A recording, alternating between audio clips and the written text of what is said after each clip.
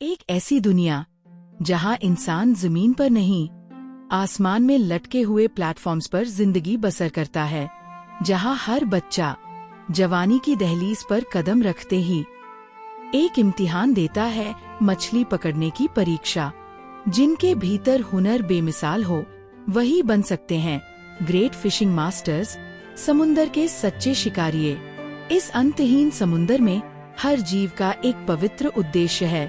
कुछ मछलियाँ उड़ती हैं, कुछ कछुए संसार का सार पी चुके हैं और कुछ व्हेल ऐसी हैं जो आकाश और धरती को निगल सकती हैं। पर इन राक्षसी लहरों के बीच है अनगिनत फिशर्स। कईयों के लिए ये पेशा है, मगर असल में ये एक कला है। एक पुरानी कहावत है, अगर तुम मछली नहीं पकड़ सकते तो शायद तुम खुद ही चारा हो। और अब इस महासागर में कूदने वाला है एक लड़का, हान फेई। एक अनदेखा नाम पर एक अनसुनी ताकत। ये कहानी है हिम्मत, हुनर और हदों को तोड़ देने वाले जुनून की। तैयार हो जाइए, क्योंकि मछली पकड़ने का असली खेल अब शुरू होता है। तो चलिए शुरू करते हैं कहानी को।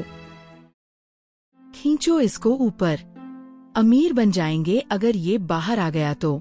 तेज लहरों और तूफानी हवा के बीच हान फेई अपनी बोट पर खड़ा होके चिल्ला रहा था। कौन जाने, आज शायद उस नक्शे का राज खुल ही जाए। हान फेई समंदर का सोना तलाशने वाला खजाना शिकारिया था। 7 साल पहले मछली पकड़ते वक्त उसके हाथ एक पुराना खजाने का नक्शा लग गया। उस नक्शे ने उसके दिल दिमाग पर ऐसा जादू चलाया कि उसने ठान लिया, जहाँ निशान है वहाँ कोई जबरदस्त राज है। शायद किसी बुरी किस्मत वाले जहाज का डूबा खजाना। अगर हाथ लग गया तो पूरी जिंदगी मालामाल हो जाएगी। हान फेई गर्दन बढ़ा के समंदर में ताक रहा था। उसकी बोट के चारों तरफ मछलियों का मेला लगा हुआ था। सैकड़ों शार्क भी थीं, वरना अब तक वो खुद छलांग लगा चुका होता। डोंग! अचानक एक नाविक चिल्लाया, बॉस, गड़बड़ है, नीचे से कुछ हमें खींच रहा है। जिंदा है, हान फेई ने झल्लाते हुए बोला। जिंदा तेरे मामा, सैकड़ों साल बाद भी क्या कोई जिंदा रहेगा। क्रैक! एक जोरदार झटके ने बोट की कील तोड़ दी और हान फेई समेत सबको धड़ाम से रेलिंग पर पटक दिया। नाविक चिल्लाया, जल्दी रस्सी काट दो। हान फेई आंखें लाल करके गरजा, तेरी तो रस्सी मत काटो, खींचो ऊपर। मरना ही है तो खजाना देखकर मरेंगे। उसे उस क्रैक की आवाज से समझ आ गया था कि अब तो गया काम से, और अब उसके दिमाग का फ्यूज उड़ गया था। कुछ भी हो जाए, खजाने की झलक तो लेकर ही मरेगा। एक और नाविक बड़बड़ाया, तेरी तो, हम पैसे कमाने आए थे, मरने नहीं। सब चौंक गए इस अचानक तूफान से।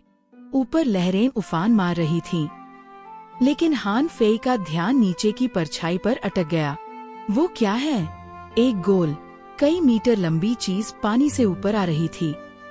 देख के लग रहा था जैसे कोई अजीब सी लौकी कलश हो। पर हान फेई तो समंदर का उस्ताद था। उसने जिंदगी समंदर में गुजारी थी। उसे मालूम था कि ये लौकी वौकी कुछ नहीं, कोई डूबी हुई चीज है जो लौकी जैसी दिख रही है। लौकी इतनी देर पानी में रहकर सड़ नहीं सकती।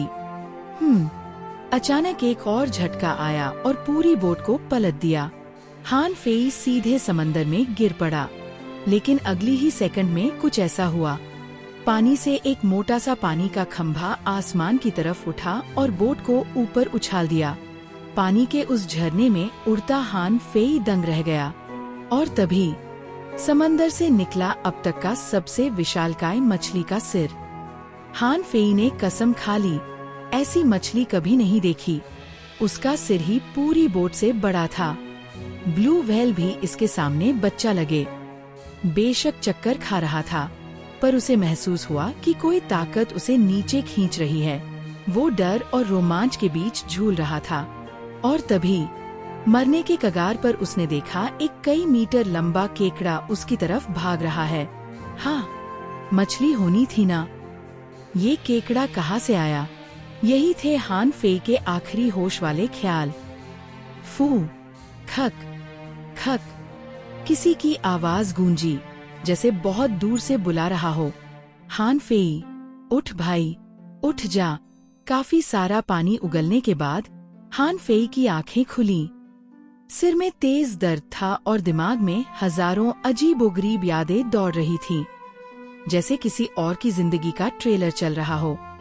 आंखें खोलकर ऊपर देखा, एक न खत्म होने वाला समंदर दूर तक फैला हुआ। लाल सूरज आधे आसमान को ढक रहा था। बादल ऐसे लटक रहे थे जैसे किसी ने उलझे बाल नीचे टांग दिए हों। हाय राम, ये मैं कहाँ आ गया? और वो सूरज कैसा है? हान फेई की हालत खस्ता थी। वो मछली, वो सूरज, सब उसे किसी सपना जैसा लग रहा था। लेकिन कहानी यहीं नहीं रुकी। धड़ाम, एक धमाके के साथ समंदर से एक मिडल एज आदमी निकला, विशाल केकड़े पर बैठा हुआ, हाथ में फिशिंग रॉड। हान फेई दंग रह गया। केकड़ा पानी में तैर रहा था और वो आदमी उसके ऊपर खड़ा था। जैसे ही उसने पैर पटका, समंदर में हलचल और हवा में झोंका उठा। पानी उछला और एक मछली बाहर निकली। 2 मीटर लंबी, पंख जैसे फिन्स और उसके पूरे शरीर पर हरे रंग के पत्थर जड़े हुए। ह्यूं, ह्यूं, ह्यूं। वो सारे पत्थर अचानक उस आदमी पर बरस पड़े। क्रैब किंग के पंजे। आदमी गरजा और एक पंच मारा। उसी पंच से एक विशाल पंजे की परछाई निकली और उड़ते पत्थरों के साथ साथ मछली को भी 2 टुकड़ों में काट दिया। एक हिस्सा तो हान फेई के सामने ही आ गिरा। हान फेई की आंखें फटी रह गईं। मिडल एज आदमी भौं चढ़ाकर बोला, ग्रीन टर्टल ने समंदर में घसीटा। इस तरह के परफॉर्मेंस से तुम ट्रायल पास करने का सपना देख रहे हो? एक युवक बोला, मास्टर वांग जेई। हान फेई का हाथ ब्लेड फिश से घायल था उस दिन। वांग जेई ने हाथ हिलाया, बातें मुझे मत सुनाओ। समंदर की मछलियाँ तुम्हारे बहाने नहीं सुनती। 1 लेवल 2 मछुआरा मतलब फ्री का बोझ। तभी हान फेई को होश आया। वो किसी अजीब बोट पर पड़ा था। आसपास ढेर सारी अजीब बोट्स थीं और उन पर खड़े थे बच्चे अजीब कपड़ों में। सब बच्चे स्किन फिट सूट पहने हुए थे, जैसे बिना ऑक्सीजन टैंक वाला डाइविंग सूट। और सबकी नजरें नफरत से भरी हुई थीं। फिर उसने खुद की हथेली देखी।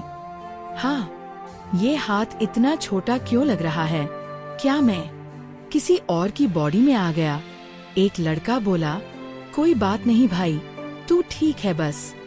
फिर वांग जेई सबके सामने एक बुक लेकर आया और बोला, झांग छिंग, लेवल 4 फिशर, पकड़ी गई, लो क्वालिटी येलो फिश। लू लिंगजी, लेवल 5 फिशर, पकड़ी गई, मिड क्वालिटी ग्रीन टर्टल। टांगे, लेवल 7 फिशर, पकड़ी गई, हाई क्वालिटी टेंटिकल लॉबस्टर। सबकी सांसें अटक गईं। क्या? टेंटिकल लॉबस्टर, मौत का झींगा, ब्लेड फिश से भी खतरनाक। ये पकड़ लिया। एक लड़की ने सीना ठोकते हुए बोला, वाह, टांगे तो लाजवाब है, स्कूल का जीनियस है। हान फेई ने देखा, उसके पास खड़ा युवक टांगे था और यादें आने लगी। टांगे उसका जिगरी दोस्त था। उसके पापा ने कभी टांगे को बचाया था। अब वही उसका भाई जैसा था। लेकिन हान फेई की आत्मा तो किसी और की बॉडी में आ गई थी, एक फेल लड़के की। तभी वांग जेई चिल्लाया, हान फेई, लेवल 2 फिशर, पकड़ी गई, कुछ भी नहीं। ऊपर से सिर्फ यही ग्रीन टर्टल से समंदर में गिरा। फेल। अगर 1 महीने में फिशिंग ट्रायल पास नहीं किया तो सीधा बाय बाय। हा हा हा। सब हंसने लगे जैसे कोई मजाक हो। एक लड़की बोली, हान फेई, टांगे की संसाधन बर्बाद मत कर, तू बस उसकी लेग पैक बना हुआ है। टांगे गुस्से से कुछ बोलने वाला था, लेकिन हान फेई ने उसका हाथ पकड़ा। अब यादें साफ हो चुकी थीं। ये दुनिया चाहे जैसी हो, समंदर में पायरेट्स और शार्क से लड़ चुका हान फेई अब डरने वालों में नहीं था। हान फेई ने मुंह चढ़ा के कहा, मैंने तेरी येलो फिश खाई क्या? हट। टांग मतड़ा। एकदम सन्नाटा। टांगे भी दंग था। हान फेई तो अपने पापा के जाने के बाद चुपचाप रहने वाला था। अब जवाब, वो भी ऐसा। लड़की तो मछली के हुक से उसका मुंह चीर देना चाहती थी। तभी हु कुन बोला, ए हान फेई, खुश मत हो। 1 महीने बाद तू हमारी शक्ल भी देखने लायक नहीं बचेगा। नीचे लेवल वाला मछुआरा भी नहीं बन पाएगा। बस बहुत हुआ। वांग जिए गरजा, तांग गे, इसे वापस ले जाओ। फिशिंग ट्रायल बस 1 महीने दूर है और तुम दोनों अभी तक लड़ रहे हो। वापस जाओ और ट्रेनिंग करो। ये पूरी दुनिया समुंदर से ढकी हुई थी और इंसान, वो जमीन पर नहीं बल्कि आसमान में तैरते पहाड़ों पर रहते थे। हर कोई मछलियां पकड़कर ही अपना गुजारा करता था। मछलियों में मौजूद आध्यात्मिक ऊर्जा और चमत्कारी शक्तियां इंसानों को फिशिंग मास्टर्स बना देती थीं। इस दुनिया के असली शिखर पर पहुंचने का रास्ता। वो अधेड़ उम्र का आदमी वांग जिए एक ऐसा ही फिशिंग मास्टर था। हेवनली वाटर विलेज के स्कूल में पढ़ाता था और साथ ही साथ गांव के जनरल फिशरी का सुपरवाइजर भी था। वो मछलियों से भरा मैदान जिस पर हान फेई के पांव टिके थे, यही हेवनली वाटर विलेज की एकमात्र जनरल फिशरी थी। खतरा ज्यादा नहीं था, लेकिन फिर भी रोज कोई ना कोई यहाँ मर ही जाता था। क्योंकि समुंदर मतलब सिर्फ रोजगार नहीं, समुंदर मतलब मौत और मौके दोनों। यहाँ तक कि आम फिशरीज में भी ऐसी जीव जंतुओं की भरमार थी जिनके पास जन्मजात युद्ध कौशल थे। हरे कछुए पत्थरों से ढके होते और खतरे में उन्हीं से हमला करते। ब्लेड मछलियाँ अपनी पीठ से छुरियां फेंकती। टेंटिकल लॉबस्टर के पंजे इतने तेज होते कि सोने तक को काट दें। और ऐसा कहा जाता था कि लेवल 1 फिशरीज में कुछ मछलियाँ सीधे तलवार जैसी दिखती थीं और बहुत सारी जानें ले चुकी थी। और फिर थी अफवाहें। कुछ कहती समुंदर में छिपे हैं राक्षसी राक्षस, कुछ कहती समुंदर की तह में है ऐसे खजाने जो इतिहास मिटा दें, और कुछ पानी के नीचे एक पूरी जलपरी सभ्यता का राज बताते। लेकिन हान फेई ने तो ये सब कभी खुद देखा नहीं था। उसके लिए सब बातें बस सुनने की चीज थी। तांग गे ने हान फेई को एक खाली नाव पर बिठाया। कोई बात नहीं, तांग गे बोला, अभी तो सिर्फ एक एक्सीडेंट हुआ है, अगली बार तू पास करेगा ट्रायल, पक्का। हान फेई कुछ कहने ही वाला था, तभी उसने खुद को उड़ता हुआ पाया। मतलब नाव उड़ रही थी। वो पूछने ही वाला था कि नाव कैसे उड़ रही है, लेकिन तभी उसके दिमाग में जवाब खुद आ गया। ये एक खास किस्म की मछली पकड़ने वाली नाव थी और वे जा रहे थे हेवनली वाटर विलेज, जो कि आसमान में तैरते द्वीप पर बसा था। तांग गे चिंतित होकर बोला, हान फेई, तू ठीक है? समुंदर के नीचे घबराया क्या? मैं ठीक हूँ। हान फेई बोला, बस सब कुछ किसी सपने जैसा लग रहा है। तांग गे को लग रहा था जैसे हान फेई थोड़ा अजीब सा हो गया है, पर हान फेई ने बस इतना कहा, ट्रॉमा बीत गया है, अब मैं बदल गया हूँ। असल में वो सच छुपा रहा था। जिस्म हान फेई का था, पर रूह अब किसी और की थी। नाव बादलों को चीरते हुए ऊपर निकली। फिर अचानक हान फेई की आंखें फटी की फटी रह गईं। सामने था एक पहाड़, हवा में तैरता हुआ। चट्टानों से सटी दर्जनों नावें लटक रही थीं।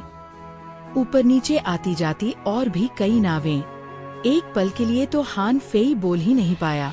यादें उसके पास थीं, पर असली नजारा देखकर उसके दिल की धड़कन तेज हो गई। कुछ देर बाद नाव समुंदर पर उतरी। लहरें चारों तरफ फैल गईं। हर कोई जब समुंदर में जाता या लौटता यही रजिस्ट्रेशन कराता था। ज्यादातर लोग जब लौटते तो अपने साथ मछलियां लाते और व्यापारी वही तैयार खड़े होते। इसलिए ये इलाका गांव का सबसे बड़ा व्यापार केंद्र भी बन चुका था। हर कोई मुस्कुरा रहा था और भले ही मछलियों की बदबू दम घोंट रही थी, पर पैसे अच्छे मिलते थे। हान फेई ने इस चहल पहल को देखा और एक लंबी सीटी बजाई। ओ तेरी, ये है हेवनली वाटर विलेज। उसे याद आया, इस गांव में 6 लाख लोग रहते हैं और ये सिर्फ एक गांव है, तो इस दुनिया में कितने और गांव, कितने शहर होंगे। और आसमान में कितने लोग रहते होंगे। उसके लिए ये सब कुछ बिल्कुल नया था। तांग गे के साथ दोनों ने डिपार्चर पोर्ट पर रजिस्ट्रेशन कराया और घर की तरफ लौटे। हान फेई का घर, एक टूटी फूटी सी चारदीवारी, मुश्किल से 20 वर्ग मीटर में समा जाए। पीछे की तरफ एक गहरी खाई, सीधी मौत। सबसे नजदीकी पड़ोसी कई 100 मीटर दूर, जैसे ये घर दुनिया से काट दिया गया हो। पीछे देखा तो बस बादल ही बादल, आधा आसमान सूरज की रोशनी से ढका हुआ। धुंध और सूरज की रोशनी में बना वो दृश्य एकदम जादुई।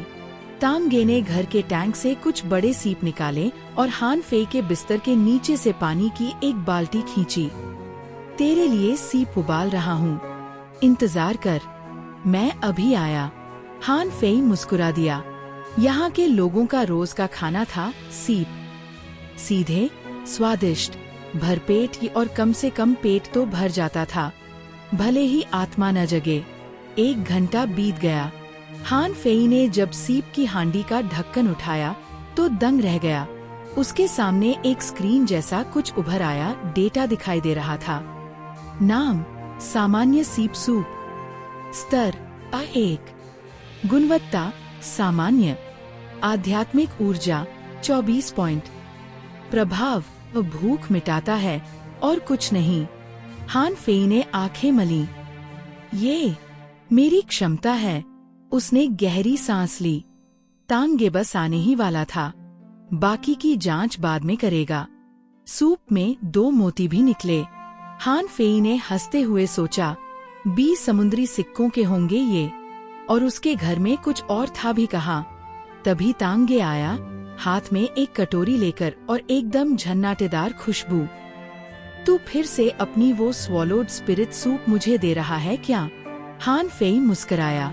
और तभी नाम स्वॉलोड स्पिरिट सूप, स्तर O8, गुणवत्ता सामान्य, आध्यात्मिक ऊर्जा 48 पॉइंट, प्रभाव 3 घंटे तक ट्रेनिंग की स्पीड 20% बढ़ जाती है। हान फेई के तो हलक से आवाज ही नहीं निकली। मेरी पूरी हांडी से ज्यादा पावर है इस एक कटोरी में। स्वॉलोड स्पिरिट सूप एक खास मछली से बनती थी जो प्राकृतिक आध्यात्मिक ऊर्जा सोखती थी। ट्रेनिंग के लिए वरदान। पर तांग गे ने इसे यूं ही दे दिया। छोड़ना, तांग गे बोला, मैं तो ट्रायल आराम से पास कर लूंगा। 1 महीने में मेरी आत्मा जाग जाएगी। क्या फर्क पड़ता है एक सूप से? हान फेई ने सूप पीते ही एक गर्मी सी महसूस की, जैसे शरीर की सारी ऊर्जा फिर से दौड़ने लगी हो।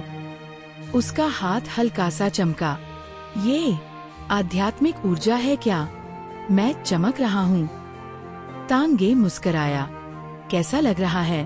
क्या लगता है लेवल 3 कब बनेगा? मैंने बहुत समय बर्बाद किया, पर अब नहीं। अब मैं तेजी से ऊपर चढ़ूंगा। तांग गे स्कूल में रिजल्ट देखने चला गया। हान फेई ने दरवाजा बंद किया और सीधा बिस्तर पर जा बैठा। चलो देखते हैं ये कल्टीवेशन असल में कैसा लगता है। और तभी अगर कोई उस कमरे में होता तो देखता हान फेई की कलाई पर उभरा हुआ था एक रहस्यमय कलश का टैटू, जिसमें बेलें और पत्तियां भी थीं। हान फेई ने ध्यान लगाकर सोल फिशिंग विद्या दोहरानी शुरू की, और तभी उसकी कलाई में तेज दर्द हुआ। आंखें खुली, देखा वही कलश का टैटू चमक रहा है। अबे तू फिर से तंग करने आ गया। और अगले ही पल सामने उभरी एक और स्क्रीन। डीमन प्यूरिफिकेशन पॉट नामक किसी रहस्यमय चीज की जानकारी। ध्यान से सुनिए, ये तो बस शुरुआत है। हान फेई की दुनिया में और भी बड़े राज छुपे हैं, और समुद्र की गहराइयों में खतरे कम नहीं। क्या वो ट्रायल पास कर पाएगा? क्या उसकी ताकत जागेगी? आने वाले एपिसोड में जानिए इन सवालों के जवाब, और देखें एक्शन का असली धमाका। अगर आपको ये कहानी पसंद आई हो तो लाइक करें, अपने दोस्तों के साथ शेयर करें, और सब्सक्राइब करना बिल्कुल मत भूलिए। यही है आपकी सबसे बड़ी ताकत, जो हमें नई कहानियाँ सुनाने के लिए प्रेरित करती है। जल्दी मिलेंगे अगले एपिसोड के साथ। तब तक तैयार रहिए। क्योंकि ये सफर अभी बाकी है।